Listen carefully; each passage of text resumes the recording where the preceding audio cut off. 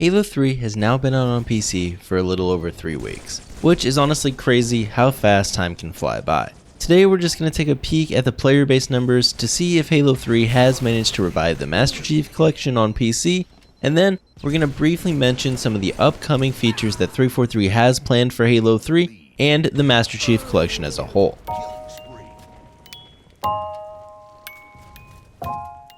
Halo 3 for many was the game that they were waiting for. Whether it was a game that they never got to play because they didn't actually play Halo on Xbox, or it was just their favorite Halo game back when they did play on Xbox and they were excited to see it come to PC. Many of these players may have checked out Reach on release or dabbled in some Halo 2, but Halo 3 was meant to be the main attraction for the Master Chief Collection on PC, and in theory, the game to really put Halo in a healthy spot on PC. This is what I've gathered from everyone I talked to that said they were waiting for Halo 3, and it was honestly my opinion too, as while I was excited to play those other games like Reach, CE, and Halo 2, I really was just biding my time until Halo 3 came out. So with all these fans and players excited for Halo 3, has it really revived the collection? And sadly, I would say it hasn't done that, or at least it hasn't done it to the degree that I thought it would/could, so we're just going to jump right into the numbers.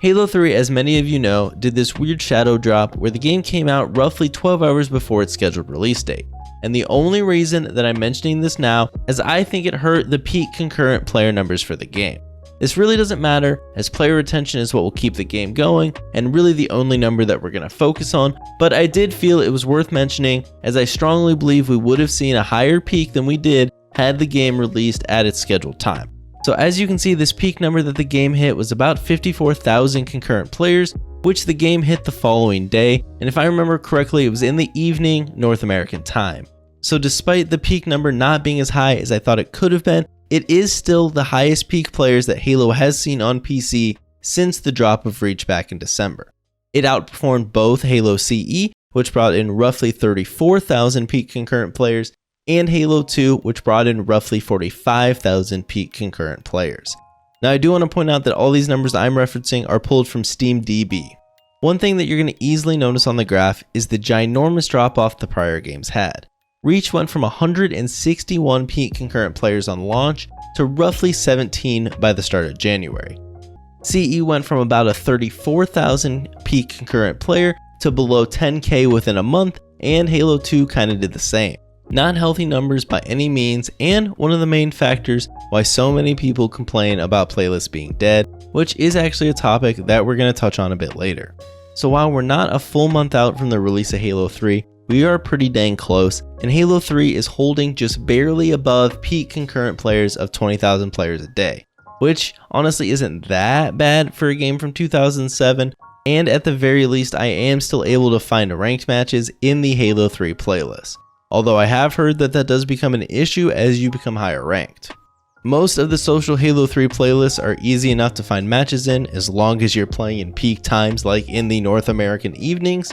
Although if you try to play things like 1v1 social or 2v2 social, or even just free-for-all at those off hours, it can be difficult. Especially if you have a lot of the different options turned off in the composer. If you're trying to only search Auto Slayer for some reason, you might run into some problems. So the game is still playable, and I think that many of us are happy about that. However, I also think that we hoped for more out of Halo 3. The graph really doesn't show any signs of leveling out, so at this rate we may end up close to, if not back to the same position we were in before in terms of player count. This is despite the fact that Halo 3, in my opinion, is the best port that we've gotten so far on PC, although it is still far from perfect, as many players would point out to you. Going forward, what do I think will happen? Well, in terms of player count, it seems like we're going to keep heading down. I just hope that we kind of level up before we dip below 10,000 concurrent players again. And before we start to touch on some of the features that 343 is working on that I think could help us stay above that 10,000 number, I do want to talk just quickly about the Twitch numbers that you see on this graph. Obviously, as you can see, Halo 3's Twitch numbers have been way healthier than most of the other games, but I would say the main reason for that is actually just some really big streamers have decided to play Halo 3 again because it's a game that they like, and it's not really indicative of overall Twitch health for the Master Chief Collection. A lot of those numbers are coming from the same 3 or 4 guys that have streamed Halo a handful of times. Without them though, the numbers would still probably be a little bit higher than they were before Halo 3 obviously, but the main reason for the numbers looking like they do, you can see them jumping up and down all over the place, is when those big streamers are streaming, a lot of people are watching Halo, and when they're not, it kind of just goes back to normal. As I mentioned earlier, you can still find ranked matches for the Halo 3 playlist for the most part, unless you're hitting those really high ranks. This is not the case for the other games ranked playlist, as the only other game that I've been able to really find ranked matches in at any consistency is Halo Reach Invasion, and that's just a whole different ballgame because it doesn't really have ranked matchmaking, it just kind of matches you with whoever it can grab. I think it might be time for 343 to look at kind of revamping the whole ranked system in the Master Chief Collection, although I do understand maybe they're waiting to see how crossplay kind of helps out with that. I may do a video in the future if we head down those trends on kind of how I think they could revamp the rank system, but right now basically I think they could just delete a lot of the playlists out, maybe try and rotate a playlist, offer rewards for playing certain playlists in a week or a month, so players actually have incentive to go and play something like Halo Reach Hardcore, which really no one's playing right now. So moving on, 343 did put out a dev blog late last week that had a lot of promising updates for Halo 3 and just the Master Chief Collection in general that I think is going to help out with the player base numbers.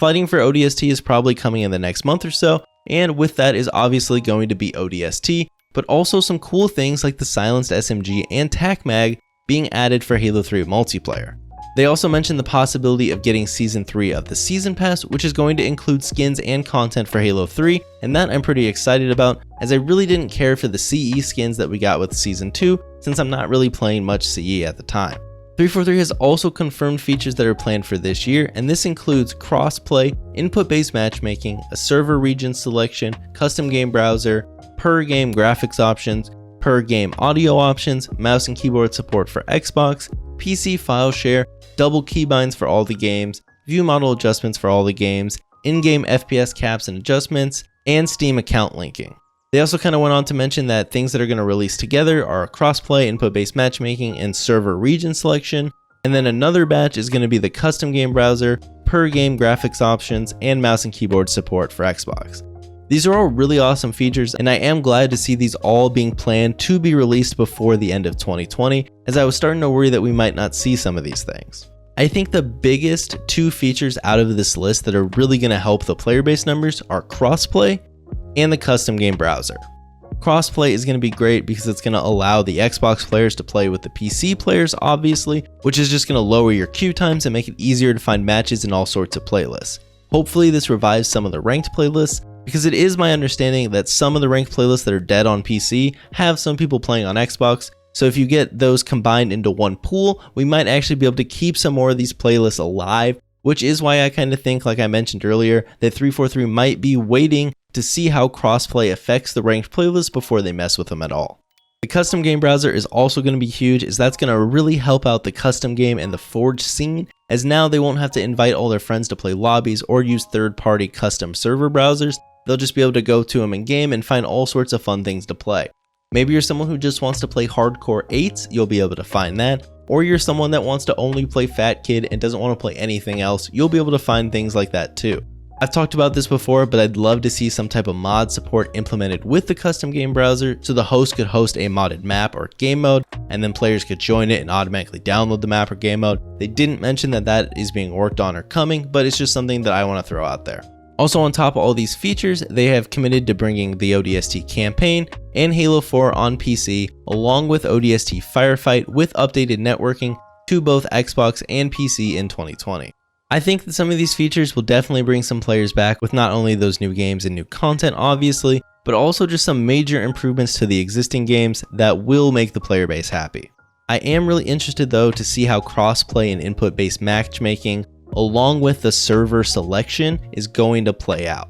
Crossplay, like I mentioned, it's going to combine those two pools of players, making it easier to find matches, but input-based matchmaking and server selection are actually going to do the exact opposite. Input-based matchmaking, if you don't know what that means if you're playing on a mouse and keyboard, you're only going to match mouse and keyboard players, controller against controller players, and hopefully this is an option that is a opt-in and not just an automatic thing. But this is clearly going to affect queue times, as I don't think there's a whole ton of players playing on mouse and keyboard, especially since basically no one is going to be playing on mouse and keyboard on Xbox. I really hope that crossplay livens up a lot of these playlists, but with those other two features, that input-based matchmaking and the server selection, I kind of have a feeling we might end up in the same boat unless you just turn all that stuff off anyways. Regardless though, I am interested, like I said, to see how that plays out. If Halo had a more healthy player base, I would welcome those features with open arms, as I do think they're good features and I do think they're cool to have. Being able to select what servers you play on means you don't have to play on servers that you have crappy ping to. Being able to turn on input-based matchmaking means that if you're playing on mouse and keyboard, you don't have to play against controller players if that frustrates you.